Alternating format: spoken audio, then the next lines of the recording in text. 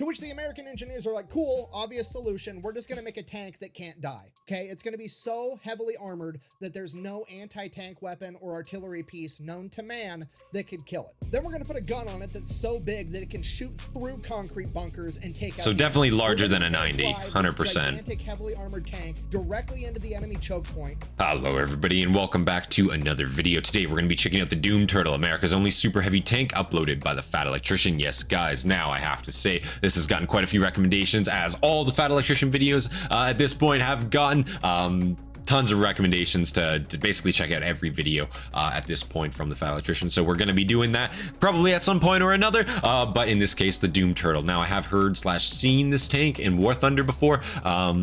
Looks ridiculous, completely oversized. I could see it being from like the World War II to Korea era, Korea War time period. I don't actually know the year it was made. I don't know the history behind it. I don't really know what it was made to compete with, I suppose.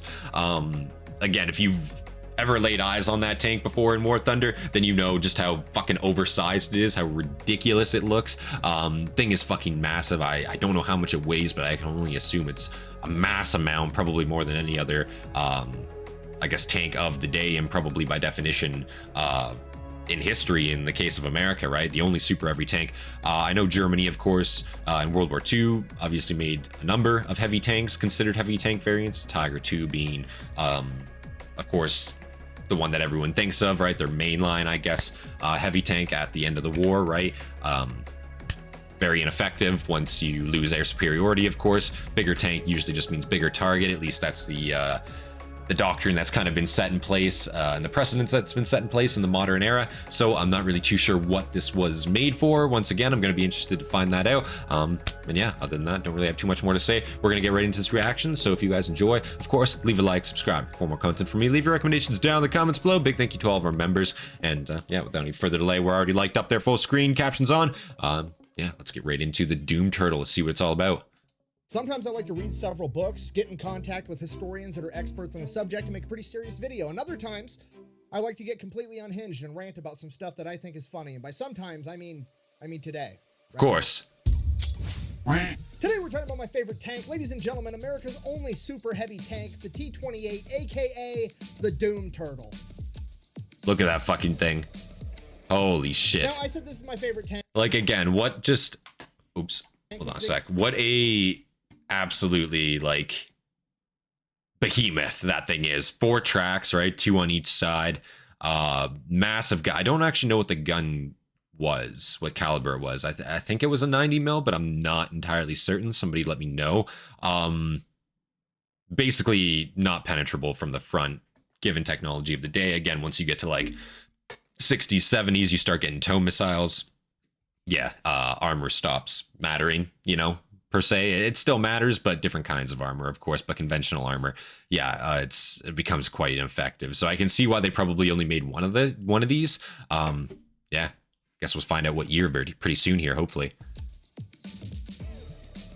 Again, I'm gonna assume like tail end World War II, Korea War. Quantifiable metric. Despite that, somebody in the comments is still gonna tell me that I'm wrong. So if you think I should have a different favorite tank, go ahead and tell me about it in the comments below, and maybe I'll do a video about that one too. Okay, and just to be clear, when it comes to me and things like tanks and planes and guns, favorite is not the best, it's not the most impactful, it's not the most historically relevant. Of course. It's just the coolest / dumbest one around, and in my opinion, this is it. So of course. Let's go ahead and get into this right after I agree with that. Awkwardly relevant word from our sponsors. This video is brought to you by War Thunder. They've got 2,500 tanks, planes, and ships, pretty much every military vehicle from World War II until modern times, including all the cool, weird, and obscure ones that may have never even actually seen combat. For example, I had a lot of new stuff recently too. AKA the Doom Turtle, America's only super heavy tank. I can do that. Then I can go over to X-ray mode, look at all the different components, check out all the specs. Actually, how ridiculous this thing is! Oh my god! And I can customize it. Because let's face it, I don't just want to be the Doom Turtle. I want to be the Doom Turtle covered in bushes so I can try to sneak up on the enemy like I'm a 200,000-pound Wile E. Coyote with a 105mm howitzer for a nose. Then we throw an American flag on one side and some smack talk on the other, and now we're ready to go play the game. Now, once we start playing, the cool part is that it's not like a lot of other games where you just shoot at the other enemy tank and a hit is a hit no matter where it lands. No, in War Thunder, you can take out individual components of the enemy tank. For example, let's say there was a guy on a mobile artillery piece, and that one guy in particular was German's talking smack. You can address him individually. Or maybe you're approaching an enemy tank and you fire, but your shell doesn't get penetration, and now it takes a while to reload, so you just open fire with your 50 cal right through the window slit, giving their driver a nice metallic face high five. Then, once you get the gun reloaded, you can finish taking out the rest of the crew. Or sometimes you just get that lucky shot where the shell goes straight through the enemy tank and detonates their ammunition. And the best part about all of this is that it's free to play on PC, PlayStation, and Xbox. So if you want to give it a try, we'll have a link and a discount code in the description down below. And when you use my link, you're going to get all kinds of freebies to get you started off on the right foot. Holy shit. Let's get back to the video. All right, the Doom Turtle.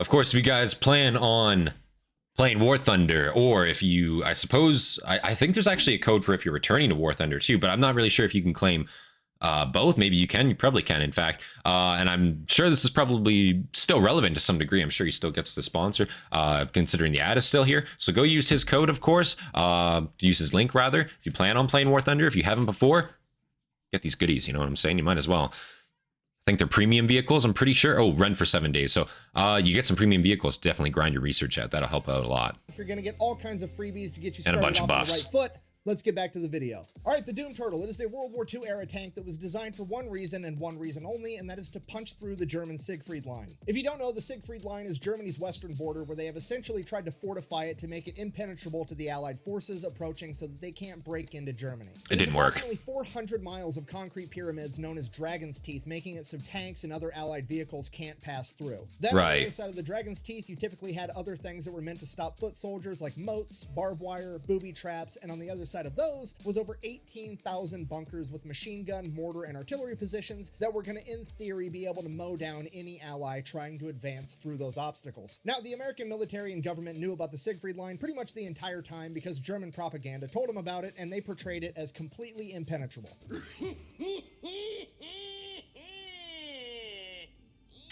So definitely interesting. So yeah, again, kind of the tail end of World War II there. I'm assuming they put in a production order for this thing. I don't know how many of them they actually ended up making, and I'm not even sure, did they even see combat? I'm assuming they must have seen combat to some degree.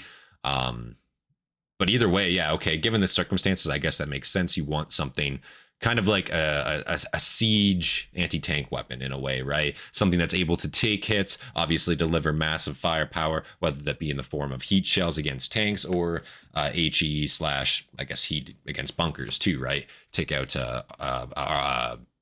bunker positions and whatnot, and fortified positions that way. And also, I think to probably take shots from 88s, if I had to assume.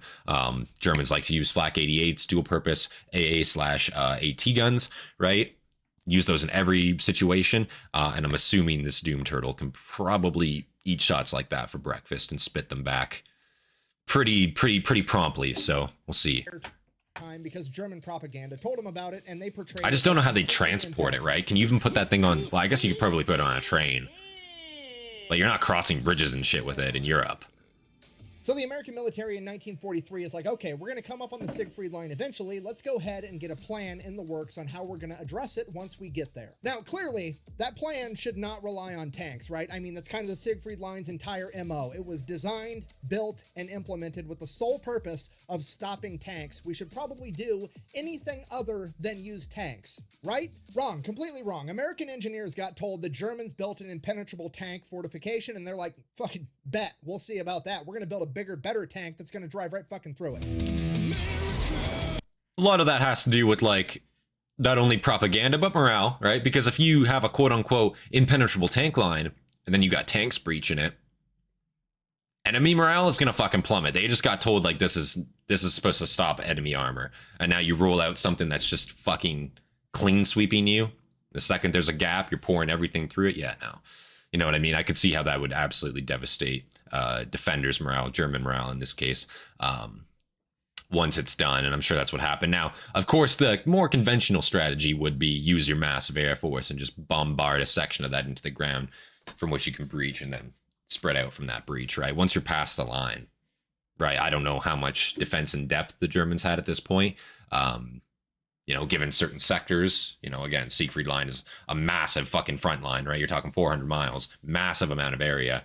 So, yeah, that would be the more conventional way, but tanks work too, I guess. I mean, you're America, right? You got the production capability. No one's harming you. Your country isn't being bombed. Go ham, right? We'll see about that. We're going to build a bigger, better tank that's going to drive right fucking through it.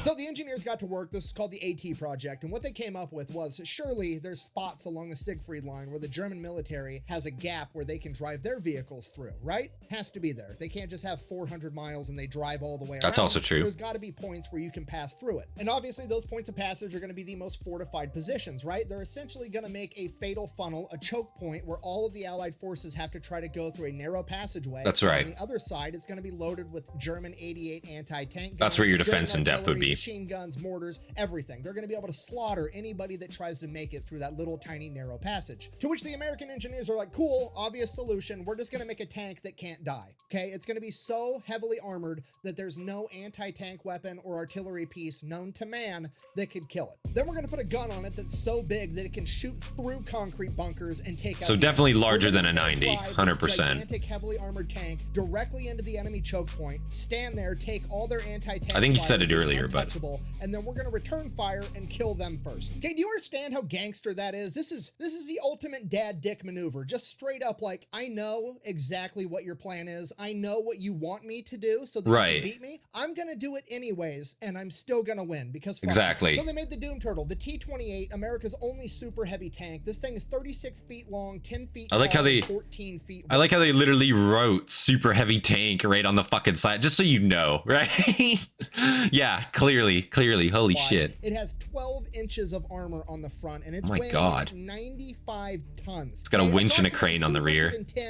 95 tons. Holy fuck. How heavy this tank actually is. It literally weighs as much as a blue whale, which also isn't helpful because most people haven't seen a blue whale. Okay, so it's like, where's my calculator?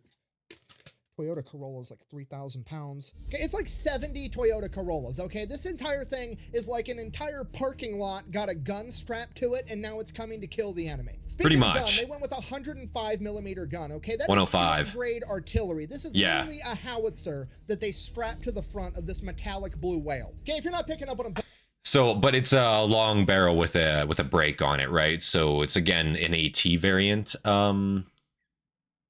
I guess you could say like howitzer munition, but AT caliber, right? So they obviously formatted, I think, the ammunition more to be of an AT / anti-fortification variety, made to be used in direct fire versus obviously howitzers more typically utilize HE shells over long distances, right? So I'm sure they modified the gun more so than that, but yes, definitely a howitzer caliber, of course.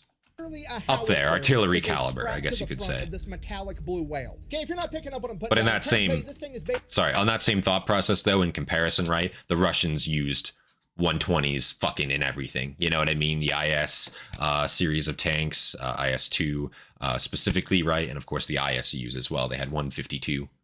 You know what I mean? Like they had 152 millimeter fucking guns on them. Just huge fucking. Now technically AT weapons, but obviously more anti-fortification, right? That thing can smack anything with a shell and it'll kill it damn near, right? So that's the idea, at least. That they strap to the front of this metallic blue whale. Okay, if you're not picking up what I'm putting down, I'm trying to tell you this thing is basically the Narwhal of death, all right? Which raises a question, why on earth did they go with the Doom Turtle and not the Narwhal of death? Well, it's because this thing's slow as shit, which is really the downfall of this tank, because somebody basically said, hey, we're going to build a 200. It's unkillable, but you're not going to go anywhere. The same V8 engine in it that the M4 Shermans have. Yeah. That's insane. The is rocking a 500 horsepower V8 Ford engine, okay? Just for the record, if you don't know much about engines or horsepower, Dodge is out here making minivans with 1,000 horsepower that weigh 5,000 pounds, and the DOD thought it would be a good idea to stick a 500 horsepower V8 inside of a tank that weighs as much as a blue whale. Okay, the Doom Turtle. Yeah, that's insane. I would have thought they would at least upgraded the engine. No, they're just like, well, we already have the Sherman engine and that works for everything, right? I mean, it technically it'll move, but holy shit, really? You couldn't have, like, out of everything you were gonna do, you couldn't have strapped a better one in there or a bigger one? Holy fuck, or even like double or triple the power plant size, you know what I'm saying? Put 2 of those, 3 of those in there, 4 of those in there, whatever have you. Holy fuck. 500 horsepower V8 inside of a tank that weighs No as much wonder. as a blue whale. Okay, the Doom Turtle's coming at you at the speed of mock potato. Pedal to the metal, balls to the wall. This thing maxes out at 8 miles an hour. So clearly they're gonna have to transport this thing all the way to the Siegfried Line, right? If they land this thing on a beach in Normandy and let it drive all the way across France, it's gonna take like 3 years to get there. And this is actually why the Doom Turtle has a unique look of having 4 sets of tracks instead of just 2 very wide sets of tracks like a normal super heavy tank would. And that's because those 2 outermost tracks come off and separate from the Doom Turtle, allowing it to be easier to transport both, because now the Doom Turtle isn't as wide and it comes apart in 3 separate chunks, making it all weigh significantly less than the original 95 tons. So they've got it all figured out, and by 1945 they start manufacturing these things. Originally they're planning on making 25 of them. They figure that'll be enough to punch through the Siegfried Line, but they build 2 prototypes first. So they get those prototypes built, then they're testing the first one, and the V8 engine that's trying to move explodes. pounds obviously catches fire, blows out the entire inside of the tank. The entire thing is essentially a total loss. And while that was going on, the Allied forces managed to penetrate the Siegfried Line. How on earth did they do that without the Doom Turtle, you ask? Well, easily. The Siegfried Line wasn't really all it was. Paper tiger, yeah. The German propaganda. It definitely was not impenetrable. It was undermanned. It just wasn't as good as it was made out to be. So they just went and they sent out recon, and they found a couple of spots where they weren't well covered by like artillery and machine guns and booby traps, and then they just put a bulldozer out and pushed dirt over the top of the Dragon's Teeth, and then drove right over the top, got behind enemy lines, and took everybody out. Yeah, the Germans spent God knows pretty how much money and man. Like exactly. That's exactly what I fucking suggested, you know, literally just find a weak spot, push your armor over in one spot, and yeah, you're done, right? As long as you can get behind that line, right? They're a static position, and they don't have orders to move, and if they don't have defense in depth to react to that breach when it's happening, you're fucked. Like that's it, right? So got behind enemy lines and took everybody out. Yeah, the Germans spent God knows how much money and man hours building this 400-mile stretch of concrete booby traps, and they got outdone by a couple of rednecks with a bulldozer. So because of that, the Doom Turtle simply just wasn't needed anymore, so they stopped the project. There was one surviving prototype. They gave that over to Aberdeen Proving Ground, and they used that basically as a giant weight to test transportation equipment because, well, it was the heaviest tank they had, and if it could move the Doom Turtle, it could move anything else. So they used it for that for a little while. Then, one day, somebody just parked it in a field, and everybody forgot about it. A little while after that, people started asking questions. They literally only had one prototype for it. They never saw combat, never actually went overseas. Okay, yeah. So it was a tank built specifically for that purpose of breaking that line during World War II. So again, very much a product of its time tank, useless outside of its intended role, like utterly useless. Like it's not. No, you know what I mean? Infantry could outmaneuver that. Side shot with, I mean, you know, a bazooka or, you know, a Panzerschreck, later on variants, of course, super bazooka, RPG, whatever have you, right? Yeah, all you need to do is track that thing and it's fucked. Like that's it, you know, and that's assuming you can't pen it in modern, quote unquote modern, like AT weaponry such as TOWs, right? Which would come about in the next 10, 15 years, would just insta-pop that thing, right? So somebody just parked it in a field and everybody forgot about it. A little while after that, people started asking questions. Historians, the public, museums, like, hey, where's that badass tank? We want to preserve it. We want to save it. It's a part of history. We want to stick it in our museum. Crazy, they just forgot about it. We can take care of it. And the army is like, I don't have it. We lost it. Okay, now on one hand, to be fair, I'm pretty sure I know exactly how this happened. They just like had a couple of dudes go park it. They made it take all day. They parked it off in a field. Those dudes like retired. They left. They moved on. And then nobody remembered where it got parked. Okay, like I'm sympathetic to that. I understand how it happened. But on the other hand, how the fuck do you lose a 200,000-pound tank that there's only one of? Like, I would understand if you were like, oh, hey, we misplaced a Sherman tank because America made like 50,000 of them, right? Right. But no, this isn't a Sherman tank. It's twice the size of a Sherman tank, and there's only one of them, okay? You could park it in a parking lot full of tanks, and you would still be able to find it. How on earth did you manage to lose a blue whale with a gun attached to it, okay? Dude, where's my car? Where's your car, dude? Dude, where's my car? Oh man. So that's it. It's just gone. It's MIA for the next 27 years. Nobody has any clue where this thing is at. And then one day, some hunter is out in the woods near a military base hunting, and he's like, hey, there's a fucking tank sticking out of those bushes. They just parked it in some bushes? Yeah, you guys thought it was... I guess the bushes. I mean, 27 years. The bushes might have grown up around it there. But like, look at that. They definitely like, those would have been, I guess, like tiny, right? Or non-existent. But Jesus Christ, like what the fuck? And this is clearly like a tank graveyard. Look, they definitely have like other armor carriers and what. So why not just check the local area? Whatever. There's a fucking tank sticking out of those bushes. Dude, there's your car. Yeah, you guys thought I was being silly earlier with that War Thunder ad, didn't you? When I stuck a couple of bushes on this giant tank and pretended like that was going to conceal it. Well, history is on my side now because this bitch was incognito for 27 years because it had a couple of bushes on it. What now? Apparently. So the hunter goes to the army. He's like, hey, I found this weird looking tank in the bushes. And they're like, oh shit, we've been looking for that thing. So the army then takes the tank. They give it to a museum in Fort Knox. So it's on display there for a little while. And then they decide that they're going to move it from Fort Knox to Fort Benning or Fort Moore, Freedom, whatever the fuck it's supposed to be called now. The home of the infantry. They decide they're going to move it to the infantry museum at the home of the infantry. So they throw it on the HET trailer, the heavy equipment trailer, and they tow it all the way to Georgia. While they're towing it there, apparently they take a turn too hard and it breaks the chains off the HET trailer and the entire main cab of the tank flies into the ditch. Now granted, it was just the main cab of the Doom Turtle, so it didn't have the two outermost tracks, which is like a significant amount of weight, but still the main cab is 60 tons flying off your trailer into the ditch, so that's terrifying. Obviously the Doom Turtle completely fine. The paint, yeah, I was gonna say nothing would happen to that thing.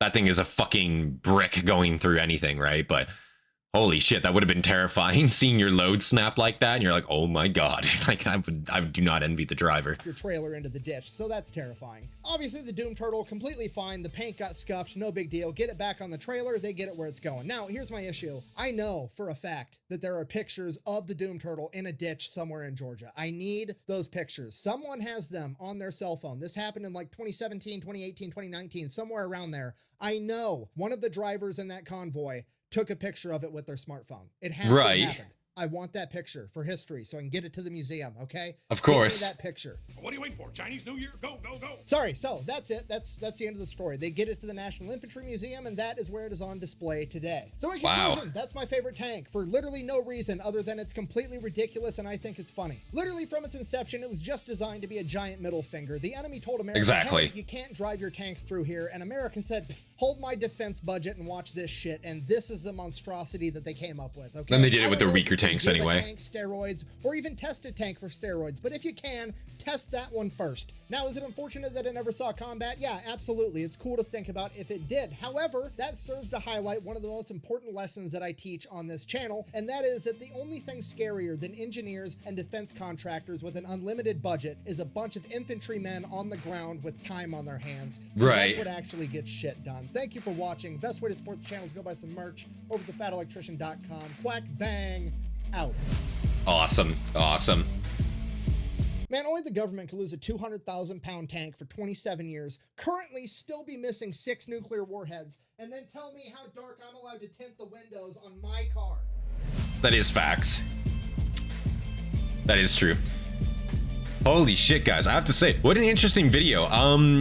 I guess, yeah, kind of a shame it never saw combat. Obviously, again, though, given the time period, and I guess, of course, hindsight's a bitch, right?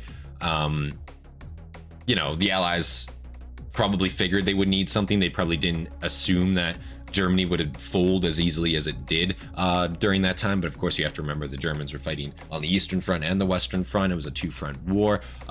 So on paper, yeah, the Siegfried Line looked fucking horrific. But in practice, again, extremely undermanned, underdeveloped in probably a lot of cases, right?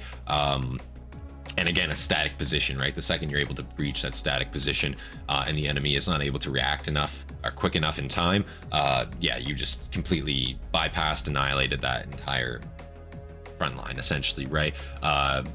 Yeah, no, very, very, very ineffective defense, but also a very unnecessary weapon, I will say. You know, obviously cool that they made it, and interesting still that you can see it in the museum today. Like, I'd actually love to go see that. That sounds super cool. But yeah, completely unnecessary weapon for the time, but still awesome that they did it, just as a fuck you, pretty much. But no, obviously, if you guys enjoyed this reaction, hit that like button, subscribe for more content from me, leave your recommendations down in the comments below. Big thank you to all of our members, to our Discord, of course, if you're not in it. And without any further delay, guys, this has been Centurion, and I will see you guys in the next one. Peace, guys.